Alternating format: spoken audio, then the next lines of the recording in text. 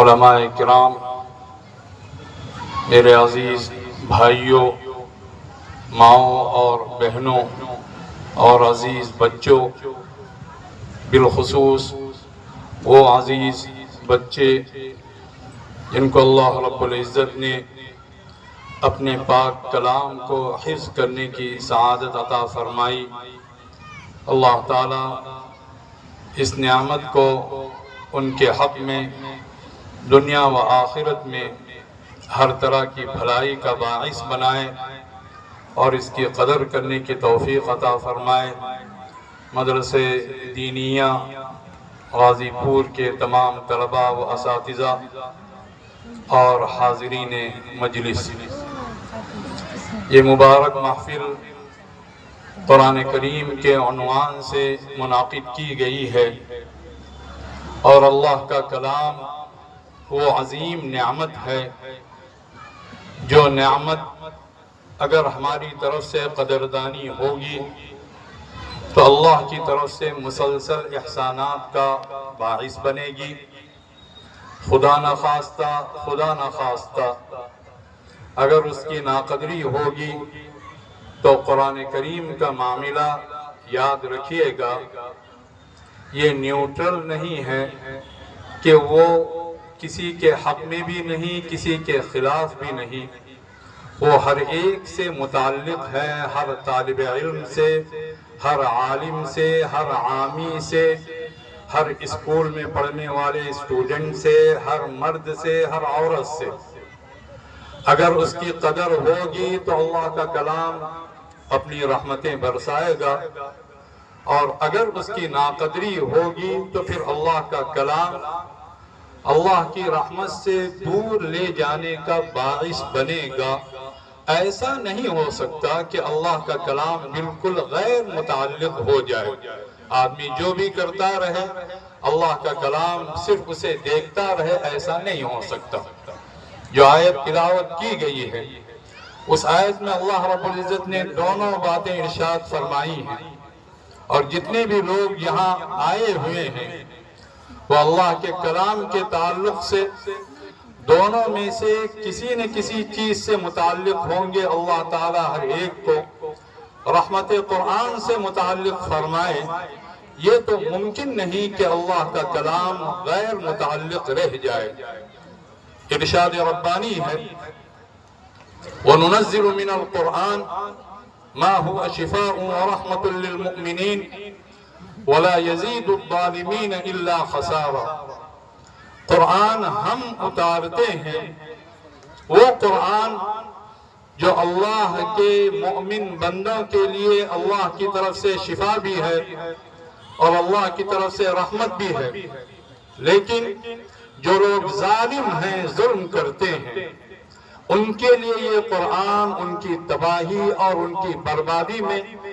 مسلسل اضافہ کرتا رہے گا۔ اللہ نے قرآن کریم کے تعلق سے متعدد مقامات پر دونوں طرح کی باتیں ارشاد فرمائی ہیں۔ اللہ نے یہ بات بھی ارشاد فرمائی، ان اللہ لا یستحی ان یضرب مثلا ما بعوضة فما فوقها۔ اللہ رب العزت اس بات سے شرماتا نہیں ہے کہ کوئی مثال پیش کرے، چاہے وہ ایک مچھر ہی کی کیوں نہ ہو، یا مچھر سے بھی گئی گزری کوئی اور چیز کیوں نہ ہو۔ فَأَمَّا الَّذِينَ آمَنُوا فَيَعْلَمُونَ أَنَّهُ الْحَقُّ مِنْ رَبِّهِمْ، جو لوگ ایمان والے ہیں وہ اللہ کی بیان کردہ مثال کے بارے میں یہ یقین رکھتے ہیں کہ اس کی مثال سچی ہے، برحق ہے۔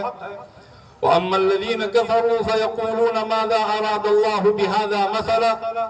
اور جو لوگ کافر ہیں، منکر ہیں،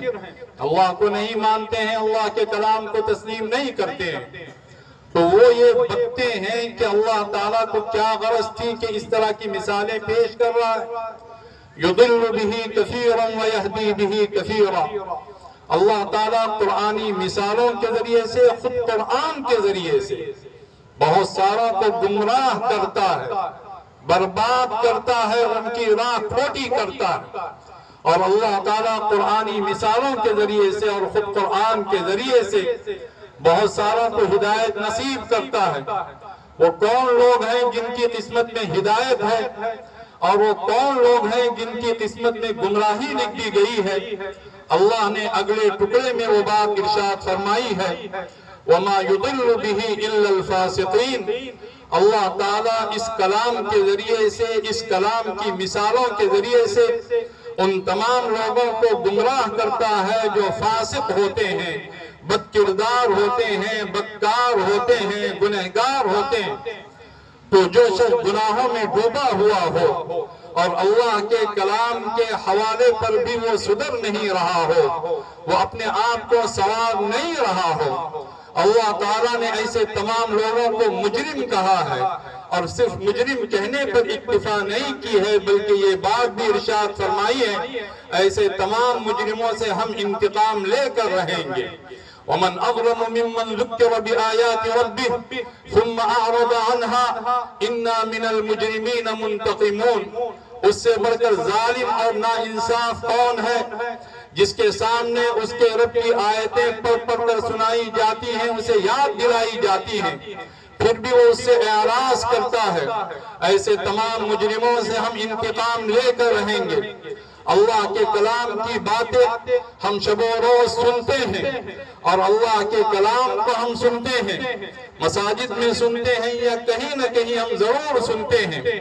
اس کے باوجود اگر ہمارے دلوں کے اندر اللہ کے کلام کے تعلق سے عظمت کا احساس پیدا نہیں ہوا،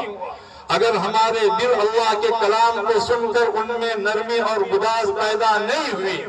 تو پھر یہ بات یاد رکھیں کہ پھر اللہ کا خوف دلانے والی کوئی چیز ہمارے سامنے اللہ کا خوف نہیں دلا سکے گی۔ أَلَمْ يَأْنِ لِلَّذِينَ آمَنُوا أَن تَخْشَعَ قُلُوبُهُمْ لِذِكْرِ اللَّهِ وَمَا نَزَلَ مِنَ الْحَقِّ وَلَا يَكُونُوا كَالَّذِينَ أُوتُوا الْكِتَابَ مِن قَبْلُ فَطَالَ عَلَيْهِمُ الْأَمَدُ فَقَسَتْ قُلُوبُهُمْ وَكَثِيرٌ مِّنْهُمْ فَاسِقِينَ وَكَثِيرٌ مِّنْهُمْ فَاسِقُونَ۔ کیا اہل ایمان کے لیے، مسلمانوں کے لیے، ایمان والوں کے لیے اب بھی وہ وقت نہیں آیا؟ اللہ فرما رہا ہے حالات اس طرح کے بنتے جا رہے ہیں، بلکہ صحیح الفاظ میں بگڑتے جا رہے ہیں کہ اب بھی وہ وقت نہیں آیا کہ اللہ رب العزت کے ذکر کے لیے اور اللہ نے جو کلام اتارا ہے اس کلام کے لیے ان کے دلوں کے اندر نرمی پیدا ہو، گداز پیدا ہو، ان کے دل پسیج جائیں کہ اب بھی وہ وقت نہیں آیا۔ اگر نہیں آیا تو گویا اللہ کی طرف سے اشارہ ہے کہ پھر وقت نہیں آئے گا، پھر خدا کی طرف سے جوتے پڑیں گے اور خدا کی طرف سے مار پڑتی رہے گی۔ اگر اب بھی وہ وقت نہیں آیا، اگر اب بھی ہم نہیں سنبھلے، اگر اب بھی ہمارے اندر اللہ کے کلام کی وہ عظمت پیدا نہیں ہوئی اور اللہ کے کلام پر منعقد جلسوں کی وہ عظمت پیدا نہیں ہوئی، ٹائم پاس کرنے کے لیے، وقت گزاری کے لیے، تفریح بازی کے لیے اور کسی اور خرافات کے لیے اگر جلسوں میں حاضری ہو رہی ہے، اس طرح کے جتنے بھی حاضرین ہیں لعنت ہے ان کی حاضری پر۔ اب بھی اگر وہ وقت نہیں آیا کہ اللہ کے کلام کی عظمت کا سکہ ہمارے ذہن و دماغ میں بیٹھ جائے تو پھر کب آئے گا؟ وَلَا يَكُونُوا كَالَّذِينَ أُوتُوا الْكِتَابَ مِن قَبْلُ فَطَالَ عَلَيْهِمُ الْأَمَدُ فَقَسَتْ قُلُوبُهُمْ وَكَثِيرٌ مِّنْهُمْ فَاسِقُونَ۔ اہل ایمان اہل کتاب کی طرح نہ بنے، وہ اہل کتاب جن پر اللہ نے اپنی کتاب اتاری تھی، یہود پر اللہ تعالیٰ نے توریت اتاری تھی، نصارہ پر اللہ نے انجیل اتاری تھی، سب اللہ کی مقدس کتابیں تھی، لیکن ان کتابوں کے ساتھ ان کے ماننے والوں نے جو حشر کیا وہ حشر وہ کیا کہ کتابوں کی صرف نسبت باقی رہ گئی، کوئی حقیقت باقی نہیں رہ گئی، اور اپنی نسبتوں پر ناز کرتے ہوئے وہ یہ بکواس کیا کرتے تھے، وَقَالُوا لَن يَدْخُلَ الْجَنَّةَ إِلَّا مَنْ كَانَ هُودًا أَوْ نَصَارَىٰ۔ یہودیوں نے یہ بکواس کی اور اللہ رب العزت کے سامنے یہ بکنا شروع کر دیا، جنت میں وہی داخل ہوگا جو یہودی ہوگا، اور نصارہ نے یہ بکواس کی کہ جنت میں وہ داخل ہوگا جو نصرانی ہوگا، جبکہ اللہ کی کتابوں سے کوئی تعلق باقی نہیں رہ گیا تھا، نہ علم کا، نہ عمل کا، نہ عقیدے کا، نہ اخلاق کا، نہ تقوی کا، نہ کسی اچھائی کا، صرف ایک نسبت لولی لنگڑی قسم کی نسبت رہ گئی تھی، اور اس طرح کی نسبتیں اللہ کے دربار میں ذرہ برابر، مچھر کے پر کے برابر بھی فائدہ نہیں پہنچا سکتی ہیں۔ اگر وہ حقیقت پیدا نہیں کی جائے، اگر مسلمان بھی یہ سمجھ رہے ہوں کہ اللہ کے کلام کی طرف ہماری نسبت ہے، ہمارے لیے وہ کافی ہے، باقی اللہ کے کلام کو نظر انداز کر دیا جائے، اسے پش ڈال دیا جائے، اس کے معانی اور مطالب کو سمجھنے کی کوشش نہ کی جائے، اس کے پیغام کو دل میں اتارا نہ جائے، تو وہ بھی اسی طرح دھکے مار مار کر جہنم رسید کر دیے جائیں گے جس طرح یہود و نصارہ جہنم رسید کر دیے جائیں گے۔ اللہ نے صاف یہ بات ارشاد فرمائی، تلک امانیہم، تلک امانیہم، یہ یہودیوں کی بھی خام خیالی ہے اور نصارہ کی بھی خام خیالی ہے، ان کے گمان ہیں، ان کی امیدیں ہیں، ان کی خالی خولی آرزویں ہیں، اور آرزویں اللہ کے دربار میں کچھ کام نہیں آ سکتی، چاہے جتنی بھی آرزویں آپ کر لیں۔ ام للانسان ما تمنا فللہ الآخرۃ والأولی، کہ انسان کو اپنی تمنا مل جائے گی، یاد رکھو آخرت بھی اللہ کی ہے، دنیا بھی اللہ کی ہے۔ لیس بامانیکم ولا امانی اہل الکتاب، تمہاری امیدوں کی کوئی حیثیت نہیں جس طرح اہل کتاب کی امیدوں کی کوئی حیثیت نہیں۔ اللہ نے یہ فرمایا، اور اللہ کا اعلان ہر دور کے لیے، ہر امت کے لیے، ہر طبقے کے لیے، تمام انسانوں کے لیے، قل ہاتوا برہانکم ان کنتم صادقین، اے محمد صلی اللہ علیہ وسلم آپ کہہ دیجئے ان تمام امیدوں اور آرزوؤں کے تاج محل بنا کر اس کے اندر رہنے والوں سے کہہ دیجئے، قل ہاتوا برہانکم، اس طرح امیدوں سے کوئی کام چلنے والا نہیں، تم اپنی دلیل لاؤ اگر تم سچے ہو۔ پھر اللہ نے وہ دلیل خود ارشاد فرمائی، ہر انسان یہ طے کر لے کہ اللہ کے کلام کے تعلق سے وہ اس دلیل کو اللہ رب العزت کے دربار میں پیش کرنے والا بنے گا، اپنے علم سے، اپنے عمل سے، اپنے اخلاق سے، اپنے عقیدے سے، اور اللہ کے کلام کی عظمت کو دل میں بٹھا کر، اس کی محبت کو دل میں بٹھا کر، اس کی تلاوت کر کے اور اس پر غور و فکر کر کے اور اس پر سچے جذبے سے عمل کر کے وہ اللہ کے دربار میں دلیل پیش کرے گا تو کامیاب ہے، ورنہ ناکام ہے، ناکام ہے، ناکام ہے۔ بلا من اسلم وجہہ للہ، وہ دلیل اللہ نے یہ پیش فرمائی کہ سن لو جو اپنے آپ کو، اپنے چہرے کو اللہ کے سامنے کھپا دے، لگا دے، اور اللہ کے سامنے وہ سرینڈر کر دے، سب کچھ اللہ کے حوالے کر دے۔ اس طور پر حوالے کرنا ضروری ہے کہ ہمارا کوئی موڈ نہیں، ہمارا کوئی مزاج نہیں، ہمارا کوئی ارادہ نہیں، ہماری کوئی خواہش نہیں، ہماری کوئی رغبت نہیں، ہماری ساری رغبتیں، ہماری ساری خواہشات، ہمارا سارا موڈ اور ہماری ساری تمنائیں ہماری جوتیوں کے نیچے، ہماری چپلوں کے نیچے، یہ اس طرح اللہ کے سامنے وہ عہد کرے، قل ان صلاتی ونسکی ومحیای ومماتی للہ رب العالمین، کہیے اے محمد صلی اللہ علیہ وسلم، بے شک میری نماز، میری قربانی، میرا جینا، میرا مرنا سب اللہ کے لیے جو تمام جہانوں کا پروردگار ہے۔ اگر یہ سچا عزم ہے تو پھر اللہ کے دربار میں ہم کامیاب ہیں،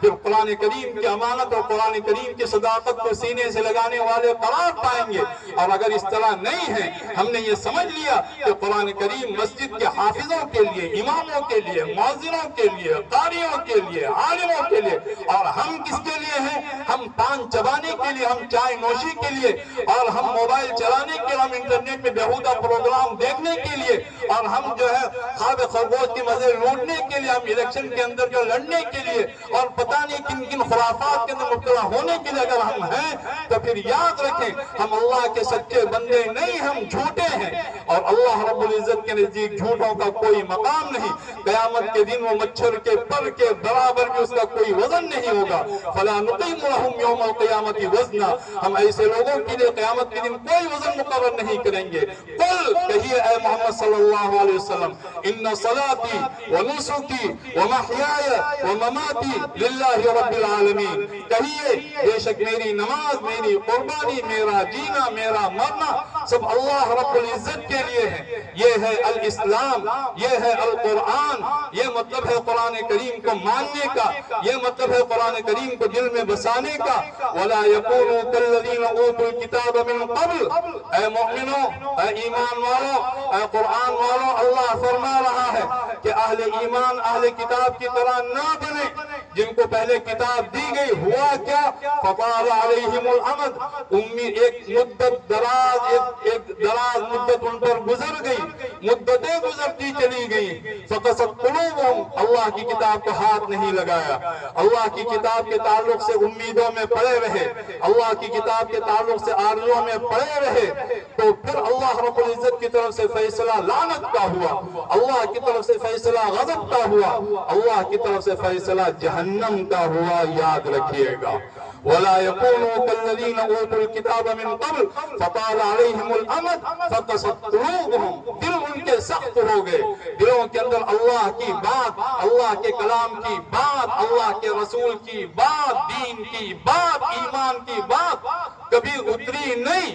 اور اس کے مقابلے میں یہ اللہ کا ارشاد نہیں لیکن جو عام کیفیت ہے، جہاں پیسوں کی بات ہوتی ہے، 10 روپے بھی اگر کہیں ملنے والوں کو سینکڑوں کی قطار لگے گی، اس لیے کہ 10 روپیوں کا ایک حقیر ایک جو ہے ایک تماشا ملنے والا ہے، یہ کیفیت بنا دی جاتی ہے اللہ کی طرف سے۔ آدمی جب اللہ کا بندہ نہیں بنتا ہے تو پھر دینار کا بندہ، درہم کا بندہ، پیسوں کا بندہ، اچھے اچھے کپڑوں کا بندہ بنتا ہے۔ تعس عبد الدینار وعبد الدرہم والقطیفہ والخمیصہ ان اعطی رضی وان لم یعط لم یرضى، برباد ہے دینار کا بندہ، دراہم کا بندہ، اچھی اچھی چادروں کا بندہ، منقش کپڑوں کا بندہ، کچھ مل جائے بہت خوش، نہ ملے تو ناراض سا رہتا ہے، وہ اللہ کا بندہ نہیں ہے۔ تو اہل ایمان کبھی اہل کتاب کی طرح نہ بنے۔ یہ قرآن کریم کی جو مجلسیں ہیں، ان مجلسوں کی پوری وقات ہو، یہاں ٹائم پاس نہ کیا جائے۔ ہمارے جتنے عزیز طلبہ حافظ ہو رہے ہیں، ہم ان تمام سے جو بات بتانا چاہتے ہیں،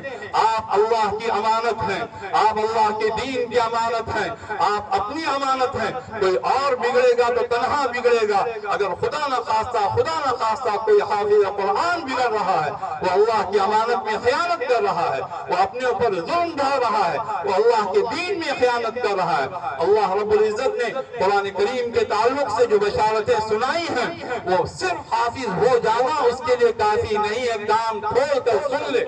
آدمی حافظ بھی ہو، قرآن کریم کی قدر کرنے والا، اس کی عظمت کا احساس کرنے والا بنے۔ حدیث پاک میں وہ بات حضرت صلی اللہ علیہ وسلم نے ارشاد فرمائی ہے کہ آدمی جب حافظ ہو جاتا ہے قرآن کریم، قیامت میں اس کے سامنے آئے گا اور اس سے وہ کہے گا کہ کیا تم مجھے نہیں پہچانتے ہو؟ میں وہ ہوں جس نے تجھے راتوں کو جگایا، اور میں وہ ہوں جس نے تجھے چلچلاتی دھوپ میں، انتہائی کڑی دھوپ میں جس نے تجھے پیاسا رکھا، میں وہ قرآن ہوں۔ گویا قرآن کریم پیغام دے رہا ہے۔ آدمی جب اللہ کی کتاب کا حافظ بن جائے اور اس سے بڑھ کر عالم بن جائے اور اس سے بڑھ کر اللہ کی کتاب کا محب بن جائے تو پھر وہ راتوں کو جاگا کرے اور دن کو اللہ کے کلام کا پیغام لے کر لوگوں کے پاس جایا کرے، دنیا کے ایک کونے سے دوسرے کونے تک۔ اگر اللہ تعالیٰ توفیق دے، کلام الہی کی شان کو لے کر، کلام الہی کی عزت کو لے کر، کلام الہی کی طاقت کو لے کر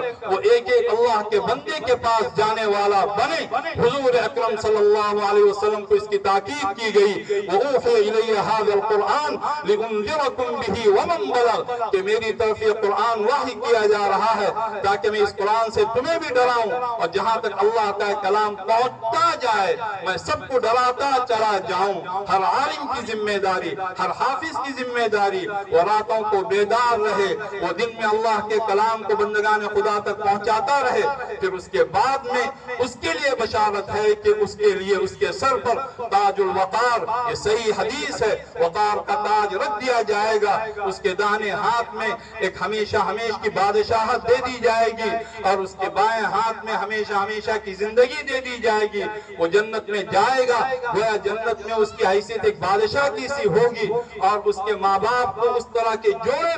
پہنائے جائیں گے جس کے سامنے دنیا کی کسی نعمت کی، کسی چیز کی کوئی حیثیت نہیں ہوگی۔ ان کے ماں باپ پوچھیں گے کہ پروردگار مجھے میرا یہ اعزاز کیوں کیا جا رہا ہے؟ وہ یہ کہیں گے بِتَعْلِيمِ وَلَدِكُمَ الْقُرْآنِ، اس کے دونوں مفاہیم مراد ہیں، تمہارے بیٹے کے قرآن کریم کی تعلیم پانے کی وجہ سے اور تمہارے بیٹے کے قرآن کریم کی تعلیم دینے کی وجہ سے۔ ہم تعلیم پا چکے، اب ہم تعلیم دینے والے بنے۔ خیرکم من تعلم القرآن وعلمہ، تم میں سب سے بہترین شخص وہ ہے. اور بعض روایات میں خیارکم من تعلم القرآن وعلمہ، تم میں سب سے بہترین لوگ وہ ہیں جو اللہ کے کلام کو سیکھتے ہیں اور اللہ کے کلام کو سکھاتے ہیں. ہمیں اس طرح کا عزم لے کر، اس طرح کی ہمت لے کر، اس طرح کا حوصلہ لے کر، دنیا کو فقیر سمجھ کر، دنیا کو بھکاری سمجھ کر ہمیں جانا پڑے گا، اس لیے کہ دولت ہمارے پاس ہے،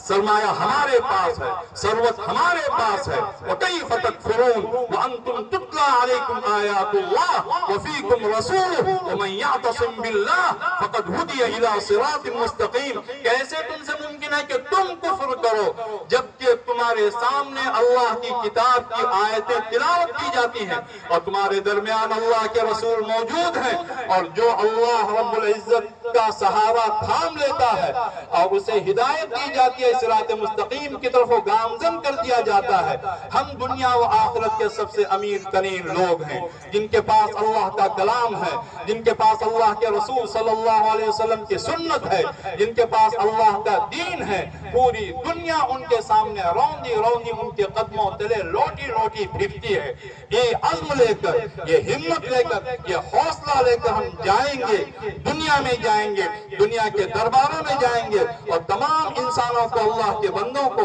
اللہ کے کلام کے سوغات پیش کریں گے. اور اللہ تعالیٰ نے اپنے انبیاء علیہ السلام کا جو منصب بتایا تھا، اس منصب کو ہم اختیار کرنے والے. اور اس سے پہلے جناب مولانا سعود الحسن صاحب نے جو بات کہی، کسی کی بات کو ایسے ہی رد نہ کریں، صرف سرسری طور پر نہ سنیں. جب بھی دین کی کوئی بات کہی جا رہی ہے کہ ہم لوگوں تک خدا کے دین کو پہنچائیں گے، ہماری خواتین بھی پہنچائیں گے، ہمارے مرد بھی پہنچائیں گے، اور پہنچانے سے پہلے خود اس پر عمل کریں گے اور اس کی جتنی بڑی اور اونچی قیمت لگا سکتے ہیں وہ لگائیں گے. ان کو لگانا پڑے گا ورنہ خود بے مول ہو کر رہ جائیں گے، کوئی قیمت نہیں ہوگی. قُلْ مَا يَعْبَأُ بِكُمْ رَبِّي لَوْلَا دُعَاؤُكُمْ، کہیے اے محمد صلی اللہ علیہ وسلم، میرے رب کو تمہاری پرواہی کیا، تم ہو کون، تمہاری حیثیت کیا ہے؟ اگر تمہاری دعا نہ ہو، تمہاری بندگی نہ ہو، تمہاری عبادت نہ ہو تو ہم اپنی وہ قیمت اللہ کے سامنے پیش کریں گے. اللہ کے کلام کو سینے سے لگا کر،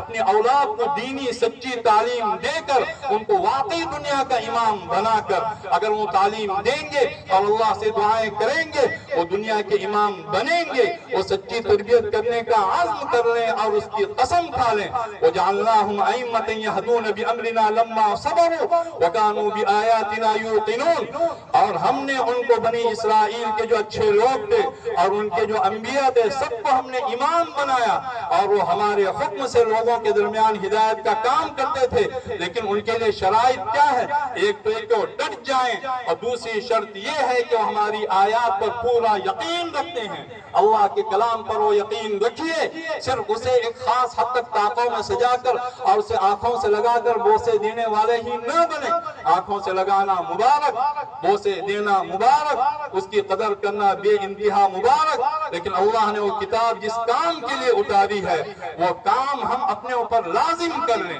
اور اپنے اوپر وہ کام ہم ثابت کر لیں. ہم اس کا یقین رکھیں گے، ہم اچھی انداز سے اس کی تلاوت کریں گے. ہم تو یہاں تک کہتے ہیں جسے اللہ نے اچھی آواز دی اور وہ اچھی آواز سے غزلیں پڑھتا ہے، نظمیں پڑھتا ہے اور اچھی آواز سے خدا نخواستہ گانے گاتا ہے اور اللہ کے کلام سے وہ اپنی اچھی آواز کو اللہ کے کلام کا خادم نہیں بناتا ہے، وہ اللہ کا ناشکر گزار بندہ ہے. اللہ نے جو بھی صلاحیت دی ہے، چاہے وہ صلاحیت عقلی ہو، چاہے وہ صلاحیت ذہنی ہو، چاہے وہ صلاحیت زبان کی ہو، چاہے وہ صلاحیت اچھی آواز کی ہو، چاہے کوئی صلاحیت ہو، اس صلاحیت پر سب سے پہلا اور سب سے آخری حق اللہ کا، اللہ کی کتاب کا، اللہ کے رسول کا، اللہ کے دین کا ہے. اگر ہم نے اپنی صلاحیتوں کو خدا کے دین کے لیے وقت نہیں کیا تو پھر ہم اللہ کے ناشکر گزار بندے قرار پائیں گے. تو جتنے عزیز طلبہ حافظ ہو رہے ہیں ہم ان کو مبارکباد دیتے ہیں، لیکن احساس امانت داری کو یاد دلاتے ہوئے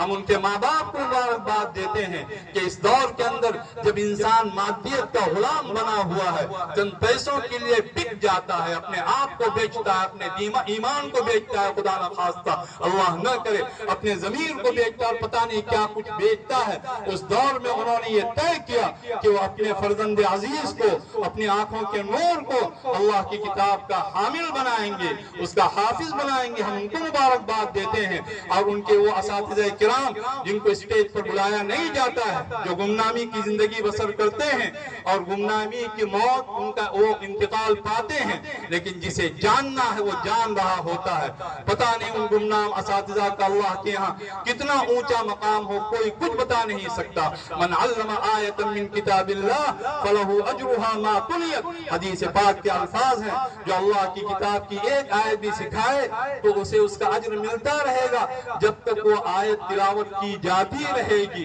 تو ان اساتذہ کرام کو مبارکباد دیتے ہیں، ان مدارس کے ذمہ داروں کو جنہوں نے وہ چراغ جلایا اور اس چراغ کو جلائے رکھا۔ ہزار آندھیاں آئیں لیکن ان کا چراغ جلتا رہا، اور ہم یہ بھی کہتے ہیں کہ ہزار آندھیاں آئیں گی لیکن یہ چراغ جلتا رہے گا۔ جو چراغ خدا کے نام پر جلایا جاتا ہے وہ کبھی بجھتا نہیں ہے۔ یریدون لیطفئوا نور اللہ بافواہہم واللہ متم نورہ ولو کرہ الکافرون۔ لوگ پاگل اور بیوقوف، خدا کے منکر اور خدا کے باغی، وہ یہ چاہتے ہیں کہ اپنی پھوٹوں سے اللہ کے نور کو بجھا دیں۔ اللہ تو اپنا نور پورا کر کے رہے گا، چاہے خدا کے باغی اور منکر جس قدر وہ پیچ و تاب کھاتے نہیں، لیکن اللہ کے نام پر جو شمع روشن کی گئی، اللہ کی ذات سے امید ہے اور اللہ سے دعا ہے کہ وہ شمع روشن رہے گی۔ مسئلہ ہمارا ہے، خدا کے دین کا نہیں۔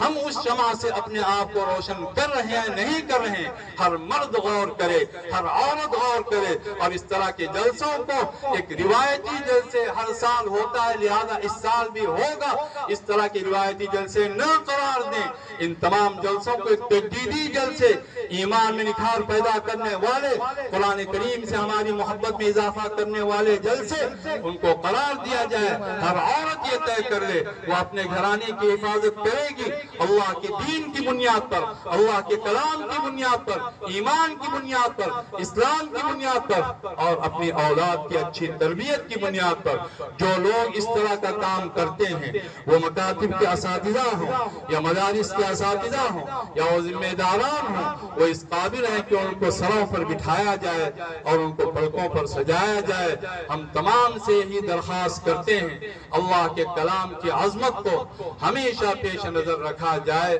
اور اس سلسلے میں ہم جتنی اونچی قیمت دے سکتے ہوں ہم وہ دینے والے بنے، تو انشاءاللہ یہ جلسہ ہمارے لیے حجت بنے گا اور یہ جلسہ ہمارے لیے ہر طرح کی بہار لائے گا۔ اللہ میرے آنے اور جانے کو قبول فرمائے، اور آپ حضرات کے قیام کو اللہ تعالیٰ بے حد حساب مبارک و مسعود فرمائے۔ وآخر دعوانا الحمدللہ رب العالمین۔